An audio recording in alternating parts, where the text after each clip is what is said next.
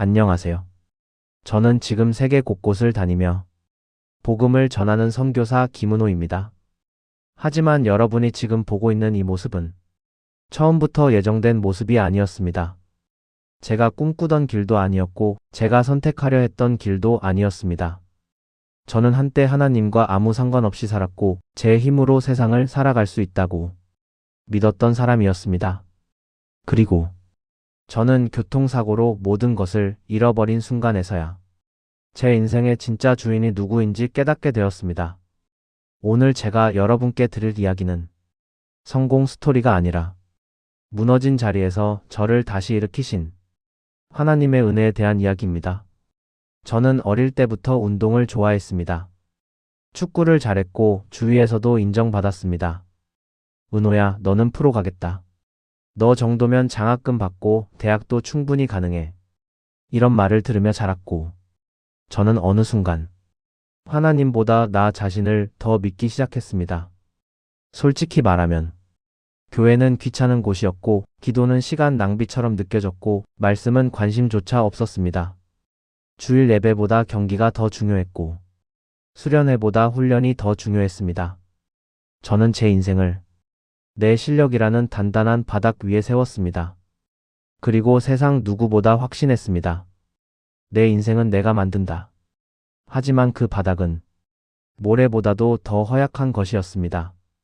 고등학교 3학년 겨울, 제 인생의 결정적인 경기 시즌을 앞두고 있었습니다. 컨디션 최고, 몸 상태 최고, 각종 테스트도 무난히 통과했고 운동부 코치들은 은호야, 너는 올해 꼭 대학 간다. 라고 말했습니다. 저는 정말 세상을 다 가진 것 같았습니다. 앞으로의 인생이 제 의지대로 흘러갈 거라는 확신. 그 확신이 제 가슴을 채우고 있었습니다. 그러나 그 확신은 그날 단 한 번의 충격으로 산산조각 났습니다. 훈련을 마치고 집으로 돌아가던 길이었습니다. 늘 걷던 길, 늘 지나던 횡단보도. 그런데 그날따라 이상하게 마음이 불편했습니다. 심장이 이유 없이 빨리 뛰었고 주위가 조금 어수선해 보였습니다. 왜 이렇게 느낌이 안 좋지? 그 불길한 예감을 무시하고 저는 길을 건넜습니다. 그리고 바로 그때 우르르쾅 뒤에서 들려온 폭발음 같은 충격. 순간 몸이 허공으로 날아갔고 다리가 차와 차 사이사이에 끼어버렸습니다. 귀가 울렸고 시야가 흔들렸고 몸이 움직이지 않았습니다. 저는 바닥에 쓰러진 채 누군가의 비명 소리를 들었습니다. 사람이야. 빨리 119 불러. 그리고 의식이 꺼졌습니다. 눈을 떴을 때 하얀 형광등이 보였습니다.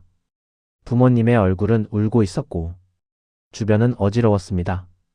의사가 부모님을 부르더니 아주 조심스럽게 말했습니다. 준비하셔야 합니다. 그 말은 사람을 한순간에 무너뜨리는 말이었습니다. 그리고 이어진 말은 제 인생의 방향을 완전히 뒤집었습니다. 다리 신경 손상이 심합니다. 운동은 거의 불가능할 겁니다. 그 문장, 그 냉정한 선고, 그 한마디가 제 심장을 갈라 놓았습니다. 운동이 불가능하다. 그 말은 곧 내 꿈은 끝났다는 말과 같았습니다. 저는 몸이 아니라 가슴이 부서졌습니다. 심장이 아닌 영혼이 찢어지는 느낌이었습니다. 나는 하나님을 믿지도 않았고 교회도 다닌 적도 없었고 기도도 할 줄 몰랐습니다. 하지만 그 절망의 순간 저는 하나님을 향해 소리쳤습니다. 왜 저입니까? 전 잘못한 게 없어요. 왜 제 꿈을 빼앗아 갑니까? 믿지도 않는 하나님을 원망하고 있었습니다. 그만큼 절망이 컸습니다. 사고 이후 제 인생의 색은 사라졌습니다. 세상 모든 것이 회색. 아무것도 하고 싶지 않았습니다. 웃음도 사라지고 미래도 사라지고 자존심도 무너졌습니다. 친구들을 피했고 학교를 그만두고 방 안에서 술과 게임으로 하루하루를 죽였습니다. 밤마다 눈물이 나고 아침이 오는 게 두려웠습니다. 저는 스스로에게 말했습니다. 나는 끝났다. 어느 날 집을 뛰쳐나와 아무 방향으로 산길을 걸었습니다. 숨이 막혔고 심장이 쪼그라드는 것 같았고 모든 게 버거웠습니다. 그때 어디선가 찬양이 들렸습니다. 주의 은혜라. 내 삶이 주의 은혜라. 저는 그 찬양을 아는 사람이 아니었지만 움직이지 못했습니다. 찬양이 들려온 곳으로 가보니 작은 교회가 하나 있었습니다. 문틈 사이로 따뜻한 빛이 새어나오고 있었습니다. 그때 문이 열리고 한 할머니 권사님이 말했습니다. 청년 들어와서 쉬다 가요.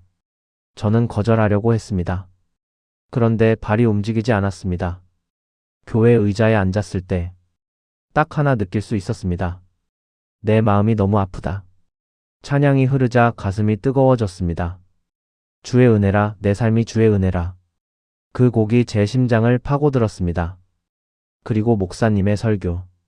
하나님은 인생이 끝났다고 느끼는 사람을 그때부터 다시 쓰십니다. 그 문장을 듣는 순간 저는 참지 못하고 울음을 터뜨렸습니다. 하염없이 숨도 쉬기 힘들 만큼 그날 저는 처음으로 하나님을 향해 울었습니다. 다음 날 저는 자연스럽게 교회로 갔습니다. 스스로도 이해할 수 없는 행동이었습니다. 교회 문을 열자 전날 그 권사님이 환하게 웃으며 말했습니다. 잘 왔네, 청년. 기다리고 있었어. 그 말 한마디가 제 가슴을 녹였습니다. 교회는 제가 처음으로 약해져도 되는 곳이었습니다. 목사님은 저에게 조용히 물었습니다. 청년 어제 많이 울었지요? 저는 고개를 끄덕였습니다. 하나님께서 청년의 마음을 두드리셨네요. 저는 말했습니다. 목사님 전 하나님 잘 모릅니다. 좋은 사람도 아니었고 하나님 찾은 적도 없어요. 그러자 목사님은 이렇게 말했습니다. 하나님은 좋은 사람을 찾지 않습니다. 부서진 사람을 찾으십니다. 그 말은 제 마음 전체를 흔들어 버렸습니다. 그날 이후 저는 매일 성경을 읽었습니다. 처음엔 한 문장도 이해되지 않았지만 이상하게 말씀을 읽으면 마음이 편안해졌습니다. 요한복음 9장을 읽을 때 제 인생은 또 한 번 무너졌습니다. 이 사람이나 그 부모의 죄 때문이 아니라 하나님의 일을 나타내려 하심이라. 그 문장, 그 구절, 제 사고, 제 절망, 제 눈물 모두 하나님의 일을 하시기 위한 과정일 수 있다는 사실이 가슴을 뚫고 들어왔습니다. 재활은 여전히 힘들었습니다. 하지만 그 과정 속에서 저는 하나님을 경험하고 있었습니다. 아무도 모르게 작은 기도를 했고 그 기도는 매일 응답받았습니다. 발가락이 움직이고 종아리가 반응하고 무릎이 굽혀지기 시작했습니다. 의사들은 말했습니다. 이건 예상보다 훨씬 빠른 회복인데요. 저는 알고 있었습니다. 저를 고치는 분은 의사가 아니라 하나님이라는 것을. 교회에서 만난 사람들은 평생 처음으로 저를 있는 그대로 받아주었습니다. 약한 모습도 눈물도 아픔도 절망도 그곳에서는 숨기지 않아도 됐습니다. 사고 이전에는 제가 강해야만 사랑받을 수 있다고 생각했지만 하나님 앞에서는 약함도 은혜였습니다.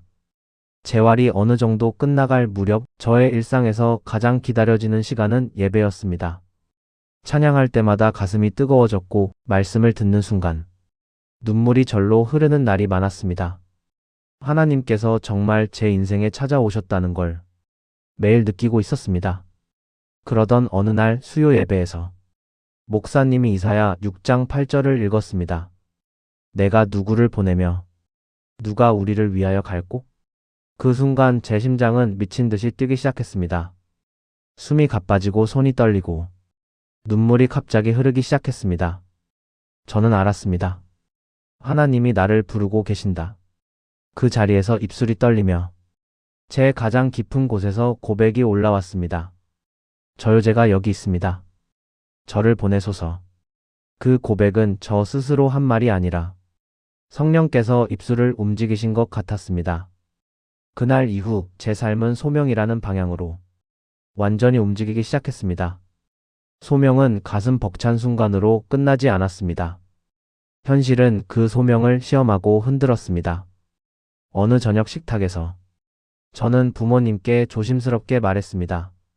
아버지, 어머니, 저 신학을 공부하고 싶습니다. 그 말이 끝나자마자 아버지의 젓가락이 떨어졌습니다. 뭐라고? 저 선교사가 되고 싶어요.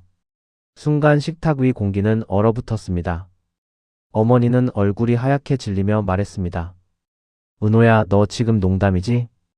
아버지는 화를 참지 못했습니다. 너 미쳤어. 너 몸이 어떤데? 운동도 못하고 정상적인 직장도 못 다닐 수도 있는데. 선교? 아니, 넌 아직 현실을 모른다. 저는 아무 말도 못했습니다. 부모님의 말은 사랑에서 나온 것이었지만 그 사랑이 저의 가슴을 더 아프게 찔렀습니다. 어머니는 울면서 말했습니다. 너 또 다치면 어떡하니? 우린 그걸 볼 자신이 없다. 그날 저는 방으로 들어가 하염없이 울었습니다. 소명은 이렇게 시작되었습니다. 그날 밤 늦게 문이 조심스럽게 열렸습니다. 아버지였습니다. 아버지는 제 침대 옆 의자에 앉아 아무 말도 하지 않고 있었습니다. 잠시 후 처음 보는 모습이 나왔습니다. 아버지가 울고 있었습니다. 은호야, 아버지는 너를 잃을까 봐 무서웠다. 그 말이 제 심장을 관통했습니다. 사고 이후 아버지는 밤마다 깨어 울며 제가 숨쉬는지 확인했다고 들었습니다. 너 또 다치면 아버진 못 견딘다. 그러니까 부탁이다. 다른 길을 생각해보자.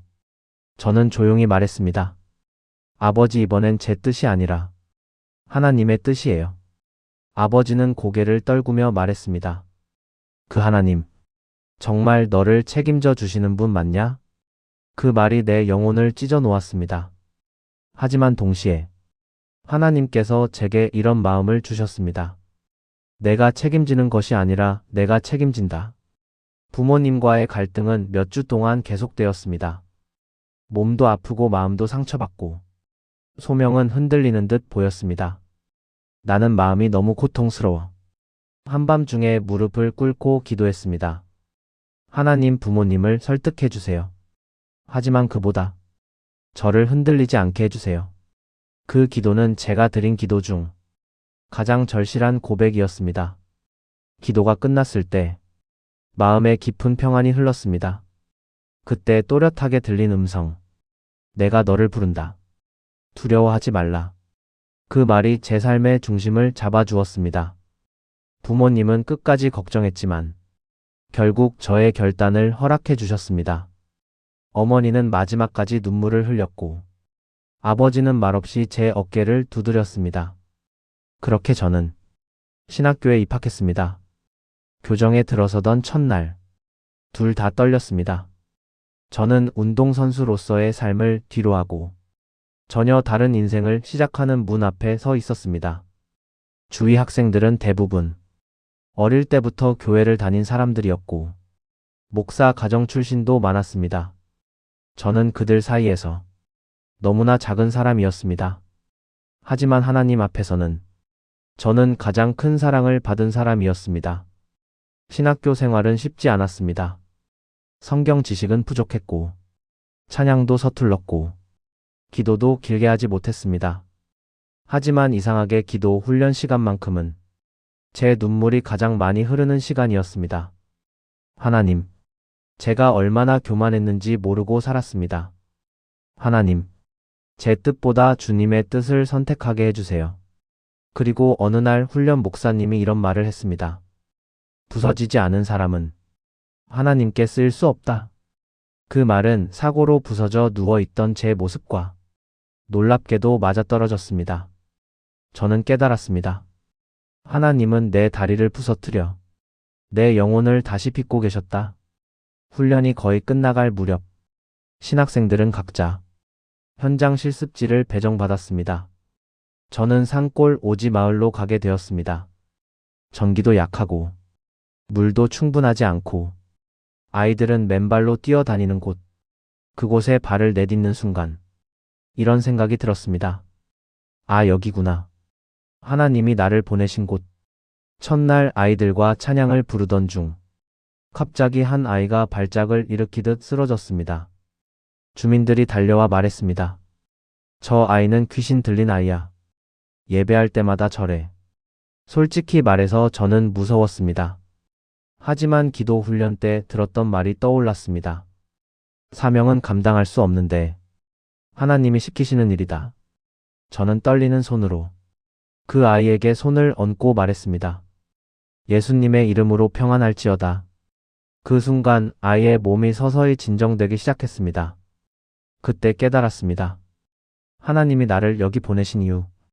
어느 날은 성경 이야기를 들려주던 중 한 여자아이가 제 손을 잡고 말했습니다. 선생님, 예수님은 저도 사랑하세요? 그 질문. 저는 숨조차 쉬기 어려웠습니다. 그 아이의 눈에는 가난과 상처와 외로움이 세월처럼 내려앉아 있었습니다. 그럼 너무 사랑하지. 그 순간 아이의 눈에서 맑은 눈물이 떨어졌습니다. 그 아이는 복도를 뛰어나가 친구들에게 외쳤습니다. 나도 예수님 믿을래. 저는 그 자리에서 무릎을 꿇고 울었습니다. 아내가 여기에 온 건 이 아이 하나 때문이어도 충분하구나. 시간이 흐를수록 몸은 지치고 다리는 아팠지만 마음은 전에 느껴보지 못한 충만함으로 채워졌습니다. 사명은 짐이 아니라 선물이었습니다. 하나님이 내 삶을 통해 일하신다는 사실이 저의 영혼을 채워주었습니다. 신학교 졸업 후 저는 단기 선교 프로그램을 통해 해외 사역지로 떠나게 되었습니다. 비행기 창밖을 보며 제 마음속에 단 한 가지 생각만 들었습니다. 정말 하나님이 나를 여기까지 이끄셨구나. 저는 운동선수로 성공하려던 사람이었습니다. 꿈이 부서지고 절망 속에서 방황하며 하루하루를 술과 분노로 버티던 사람. 그런 제가 예배당 한 구석에서 하나님의 사랑에 무너지고 소명을 받고 신학교를 졸업하고 지금은 복음을 들고 이 나라까지 가고 있다는 사실이 감히 말해 기적이었습니다. 제가 파송된 나라는 TV 뉴스에서도 자주 나오는 극심한 빈곤 지역이었습니다. 공항에 도착해 낡은 승합차를 타고 사역지로 들어가는 길. 창밖을 보며 저는 충격을 받았습니다. 비늘과 나무판으로 이어붙인 집들, 옷이 다 해진 어린아이들, 하루 한 끼도 먹지 못해 배가 움푹 꺼진 사람들. 그 가운데 가장 충격적이었던 건 아이들의 눈빛이었습니다. 아이들은 웃고 있었지만 그 눈에는 희망이라는 단어가 없었습니다. 하나님이 아이들, 어떻게 해야 좋습니까? 그때 마음 안에서 들리는 조용한 음성. 그러니까 너를 보냈다. 그 한 문장이 제 가슴을 찔렀습니다. 첫 예배를 드리고 난 후 한 여인이 찾아와 두려움에 떨며 말했습니다. 선생님, 제 머릿속에 자꾸 나쁜 소리가 들립니다. 잠도 못 자요. 그 여인의 눈은 절망 그 자체였습니다. 저는 손을 잡고 기도했습니다. 예수님의 이름으로 이 여인에게 평안을 주옵소서. 기도하는 순간 그 여인의 어깨가 떨리기 시작했고 눈에서 눈물이 쏟아졌습니다. 그리고 오랜 시간 고통스러워하던 표정이 서서히 풀리며 평안한 얼굴로 변했습니다. 여인은 말했습니다. 선생님 살 것 같아요, 살 것 같아요. 저는 그 말을 듣는 순간 참지 못하고 울었습니다. 그동안 제가 받았던 하나님의 사랑이 그 여인을 통해 제 가슴에서 다시 흘러나오는 느낌이었습니다. 선교사 사역 중 가장 잊을 수 없는 순간이 있었습니다. 매일 예배당 앞에서 저를 기다리던 한 소년이 있었습니다. 옷은 늘 더러웠고 발에는 구멍 난 샌들이 있었고 밥은 하루 한 끼밖에 먹지 못하는 아이였습니다. 그 아이가 어느 날 제게 다가와 말했습니다. 선생님, 예수님은 왜 우리나라에는 안 오셨어요? 저는 그 말을 듣는 순간 심장이 멎는 것 같았습니다. 신학에서도 배우지 못한 질문, 준비된 답이 없는 질문. 저는 아이의 두 손을 잡고 말했습니다. 예수님은 너희 나라에도 오셨단다. 소녀는 눈을 동그랗게 뜨며 말했습니다. 정말요? 저는 고개를 끄덕였습니다. 그래. 예수님이 너희를 너무 사랑하셔서 나를 여기까지 보내신 거야. 너에게 그 사랑을 전하게 하려고. 그 말을 들은 아이의 눈에서 눈물이 뚝 떨어졌습니다. 그리고 아이는 제 품에 안겨 엉엉 울었습니다. 저도 같이 울었습니다. 그 순간 저는 확실히 알았습니다. 아나는 이 아이 하나를 위해서라도 여기에 와야 했다. 해외 사역은 저의 몸을 더 지치게 했습니다. 다리는 자주 아팠고, 밤에는 열이 났고, 잠은 부족했습니다. 어떤 날은 배탈 때문에 아무것도 못 먹었고, 또 어떤 날은 고열 때문에 하루 종일 누워 있어야 했습니다. 하지만 이상하게도 몸이 가장 아픈 날, 가장 많은 사람들이 예수님을 처음 영접했습니다. 그날 저는 깨달았습니다. 내가 약할 때 하나님이 가장 강하게 일하신다는 것. 그래서 저는 병든 몸을 부여잡고라도 사역 현장으로 나갔습니다. 그런 저에게 하나님은 더 큰 소명을 주셨습니다. 은호야, 너는 이제 나의 사람이야. 내 인생은 이제 복음의 길만을 걷는다. 사역을 마치고 돌아오는 비행기 안에서 저는 창밖 구름을 바라보며 오랜 시간 눈물을 흘렸습니다. 하나님이 제 인생을 어떻게 여기까지 데려오셨는지 처음부터 끝까지 머릿속을 스쳤습니다. 모든 순간이 하나님이 만든 길이었습니다. 저는 그제야 제 인생의 진짜 목적을 깨달았습니다. 내 인생의 목적은 성공이 아니라 복음이었다. 사람들은 때때로 말합니다. 선교사님은 대단해요. 선교사님은 믿음이 정말 굳건하시네요. 하나님이 선교사님을 특별히 쓰시나 봐요. 아니요. 저는 특별한 사람이 아닙니다. 저는 여전히 넘어지고 울고 두려워하고 불안해하는 사람입니다. 그럼에도 불구하고 하나님은 저를 사용하십니다. 왜냐하면 하나님이 찾으시는 사람은 완벽한 사람이 아니라 순종하는 사람이기 때문입니다. 지금 저는 당당하게 말할 수 있습니다. 저는 기적입니다. 저는 교통사고로 꿈이 끊어진 청년이 아니라 하나님께 다시 빚어진 새로운 사람입니다. 저는 절망 속에서 건져진 하나님의 작품입니다. 제가 선교사가 된 것은 결심이 아니라 부르심입니다. 그리고 이 간증을 듣는 여러분에게 마지막으로 드리고 싶은 말이 있습니다. 혹시 지금 당신도 절망 속에 있습니까? 병으로, 경제적인 고통으로, 가정 문제로, 상처로, 혼자라는 외로움으로 쓰러져 있습니까? 그렇다면 저는 확실하게 말할 수 있습니다. 그 절망은 끝이 아니라 하나님의 시작입니다. 하나님은 당신의 인생을 버린 적이 없습니다. 하나님은 당신을 포기한 적이 없습니다. 당신이 가장 아픈 자리 그 자리에서 하나님은 일하고 계십니다. 제가 바로 그 증거입니다. 죽음 같은 사고에서 하나님이 저를 살리셨습니다. 절망에서 소명을 주셨습니다. 눈물에서 사명을 빚으셨습니다. 그리고 지금도 그 하나님은 당신의 인생을 빚고 계십니다. 이 모든 영광을 저를 다시 일으키신 하나님께 올려드립니다. 끝까지 간증을 들어주셔서 감사합니다. 아멘.